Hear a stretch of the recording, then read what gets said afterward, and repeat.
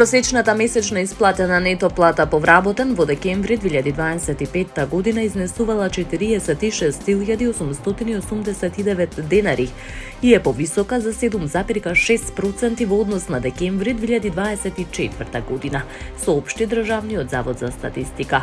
Според објавените податоци, ваквото зголемување се должи пред се на растот на платите во секторите транспорт и складирање за 13,4%, земјоделство, шумарство и рибарство за 10,9%, трговија на големо и трговија на мало, поправка на моторни возила и мотоцикли и образование, каде зголемувањето изнесува 9,7%.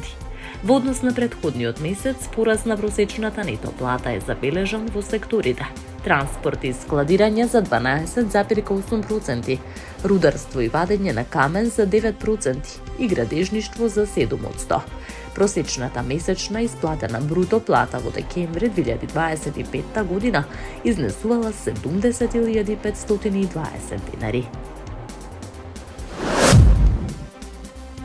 Минималните трошоци на едно 4-члено семејство во февруари се зголемени за речиси 1000 денари во споредба со јануари, покажуваат податоците на Сојузот на синдикати на Македонија, која изработува синдикалната минимална потрошувачка кошница. Според пресметките, синдикалната минимална кошница за февруари изнесува 67.382 денари, што представува зголемување од 969 денари во однос на јануари. Доколку семејството живее во изнемен стан од 60 квадратни метри, вкупните минимални месечни трошоци достигнуваат 82.757 денари. Зголемување од речиси 1000 денари е регистрирано и кај трошоците за храна. Ако во јануари биле потребни најмалку 24.211 денари, во февруари за истата намена биле неопходни 25.156 денари. Од ССМ оценуваат дека растот на трошоците ја извел најавената корекција на минималната плата, што треба да се реализира во месец март. Председателот на ССМ Слободан Трендафилов изјави дека за 2 месеци едно семејство е посиромашно за околу 2000 денари, а во последните 24 месеци вредноста на синдикалната минимална кошница е зголемена за повеќе од 10.000 денари. Трендафилов повика минималната плата да изнесува 600 евра, сите останати плати да се зголемат за најмалку 6.000 денари.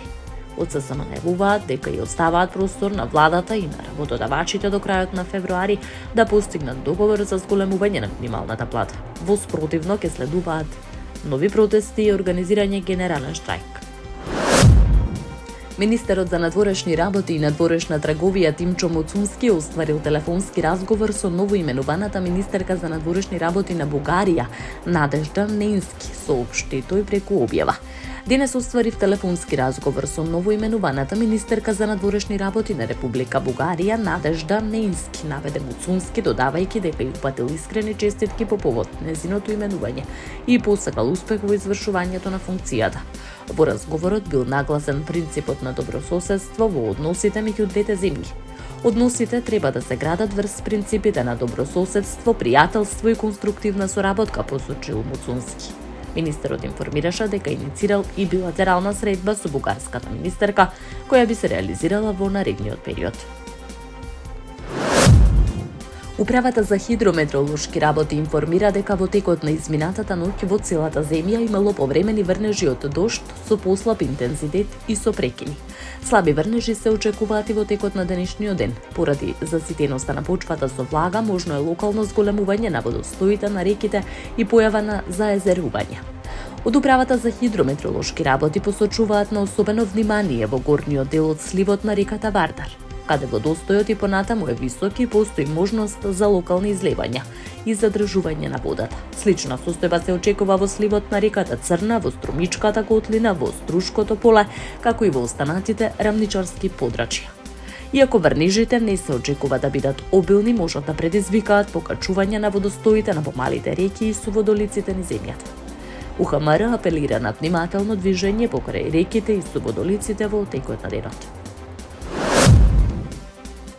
Обилни снежни врнежи, силни ветрови и поплави предизвикаат сериозни проблеми во повеќе европски земји. Десетици илјади домаќинства останаа без електрична енергија во Словенија. Делови од Хрватска се соочуваат со поплави од надојденото море. Во Австрија лавина затрупа автобус, а во Франција се евакуираат цели населени места. Во Словенија, поради обилните снежни врнежи, околу 30.000 потрошувачи во регионот на Марибор и повеќе од 6.000 во подрачјето на Целје останаа без електрична енергија. Во Марибор се пријавени проблеми со водоснабдувањето. Сообраќајот во делови од земјата е значително отежнат поради снежни наноси, особено во Карошка и Подравје. Врнежите се очекува да продолжат до доцна попладне.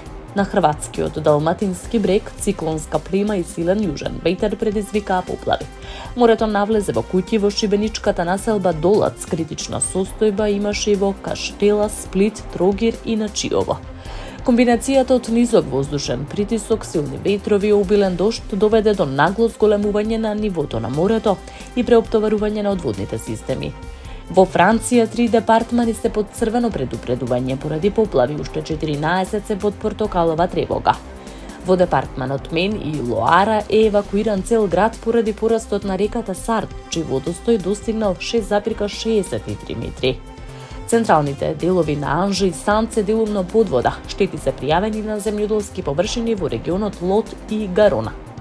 Метеоролошките служби во повеќе земји издадоа предупредувања за внимателност. Службите за итни случаи продолжуваат со интервенции на терен. Стабилизација на состојбата се очекува во наредните денови, со намалување на врнежите и слабење на ветрот. Американскиот претседател Доналд Трамп на првиот состанок на неговиот одбор за мир во Вашингтон изјави дека земјите досега донирале $7 милиарди во фондот за реконструкција на Газа. Целта на фондот е обнова на енклавата по евентуалното разоружување на Хамас, цел која засега изгледа неизвестна. Трамп најави дека и Соединетите американски држави ќе донираат $10 милиарди, но не прецизираше од каде ќе бидат обезбедени средствата, ниту дали ќе побара одобрување од Конгресот. Проценките за целосна обнова на Газа по двегодишната војна со Израел достигнуваат до $70 милиарди. Меѓу земјите што придонеле во почетната фаза се Казахстан, Азербејџан, Обединетите арапски емирати, Мароко, Бахрейн, Катар, Саудиска Арабија, Узбекистан и Кувајт. Состанокот се одржа во време кога Трамп настојува да изгради репутација на миротворец, но и во контекст на зголемени тензии со Иран поради неговата нуклеарна програма. Трамп најави дека ФИФА ќе обезбеди $75 милиони за фудбалски проекти во Газа, додека Обединетите нации ќе доделат $2 милиарди за хуманитарна помош. Планот на Трамп предвидува формирање меѓународни сили за стабилизација кои би помогнале во одржување на редот во Газа.